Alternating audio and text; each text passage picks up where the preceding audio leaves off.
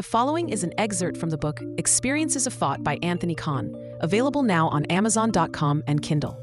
The Journey's End. Frequently asked questions. Establishing the importance of consciousness in all that exists and presenting an idealistic model of reality is certainly a core message of this book, but it is not the only one. Throughout the course of this book, we have asked many questions, even though many are ultimately unanswerable. But it doesn't matter. What matters is that we take nothing for granted.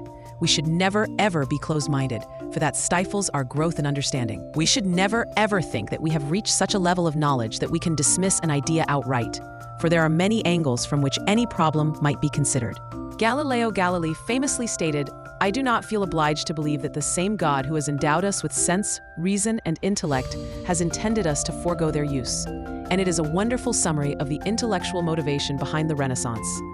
Whether we hold dogmatically to religion or current scientific understanding, we do so at our peril, for rest assured, future generations will look back and marvel at our ignorance. Let it then be our motto. Frequently asked questions. When you look at all the great thinkers whose ideas have made it into the annals of history, they all share one thing in common, and that is that they weren't afraid to devote time to such ideas as the learned of their day regarded as nonsensical. It is common to think of scientists in particular as absent-minded and eccentric figures, devoid of social skills and lost in a world of their own. But how accurate is this picture? Scientists that might fit this stereotype are not a good fit to the fast-paced science of today's world. As we discussed back in section 1.5, it is very much a case of publish or perish for the academic of today. And you must also possess political savvy and a flair for presentation. These are merit-worthy skills to have, of course. But beneath it all, there is a need for shrewdness and an understanding of which questions are too left field to strike a bat at. In spite of the mandated behavior of the scientists of today, some of its most revered figures do not necessarily fit the same mold. Look no further, for instance, than Isaac Newton, one of the most undeniably brilliant scientists the world has known and one of science's most prolific benefactors. He gave us calculus, a law of universal gravitation, the laws of motion, an understanding of spectra, the reflecting telescope. The list is incredible and goes on. Scientists respect and celebrate his contribution quite rightly, and yet he also devoted what was in fact the bulk of his efforts to alchemy, wrote passionately on biblical prophecy and such matters as the end of the world and hidden codes within the biblical text, and believed that the universe and its constituent matter was alive. It is wrong to think of Newton in the guise of a modern, staid, and sober scientist. In fact, famed economist John Maynard Keynes believed that, far from being the first of the age of reason, Newton was the last of the magicians. He was a man that was passionately curious and capable of great science, but also esoteric thought. Yes, he wrote the ground-changing work Principia, but he also poked blunt needles into his eye and marveled at the colors he could see. In fact, in some ways, you might almost say that he was possessed of a childlike wonder that was insatiable. The important thing to understand about Newton is that his many eccentricities do not detract from his great contributions to modern science. On the contrary, his personality no doubt shaped his brilliance and his insight. It does not matter that some of his antics might be thought of today as childish. What matters is that he was not afraid to tackle any question or to look silly in the process. It is worth revisiting the teachings of Jesus at this point, particularly those with regard to the need to be as a little child to enter the kingdom of heaven. Infant children learn very quickly because they are uninhibited and devoid of self-consciousness.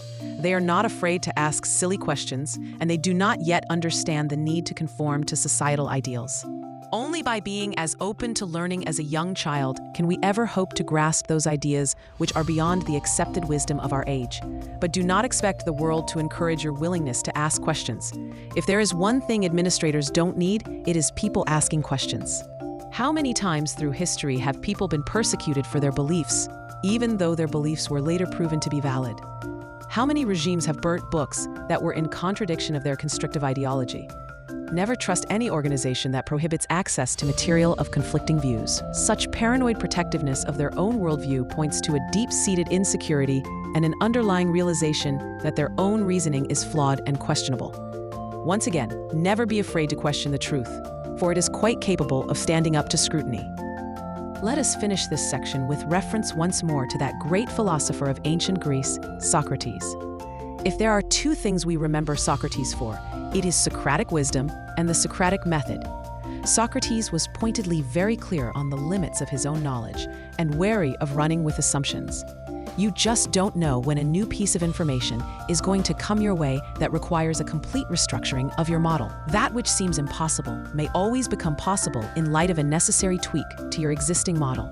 And to this day, all of our prevalent models of reality have room for improvement. Socrates was also one to promote frequently asking questions. Specifically, he would encourage his students to engage in debate that would help bring forth weaknesses in one's thinking. Such debate as this is necessary in our own self-talk if we are to be critical thinkers. One voice must be ours and the other must be that of devil's advocate, forcing us to consider the ramifications of our ideas and their alternatives. Never adopt an idea without tracking its implications to the core. Do not get on the bandwagon and see the easy wisdom in a crowd mentality. There is nothing wrong with adopting a popular view, of course, but only after thinking through alternative positions and satisfying yourself of their inadequacy. In the end, if we are to move as a society towards a utopia, it will not be through legislation or the vilification of certain ideas. It will not be via reliance on governments or media outlets for direction on what to think, neither of whom possessing a monopoly on deep thought. It will arguably be through the mainstream adoption and encouragement of critical thinking. The more we think, the more we come to appreciate our own lack of knowledge and the true complexity of our world. The more we understand that our way is not necessarily the only way, the more tolerant we become of others and the more realistic our expectations of others. As was inscribed in the forecourt of the Temple of Apollo at Delphi, know thyself. A self-analyzing person is an informed person, and an informed person knows that they are not wholly informed. They are en route to becoming a wise person, and a wise person is a kind person.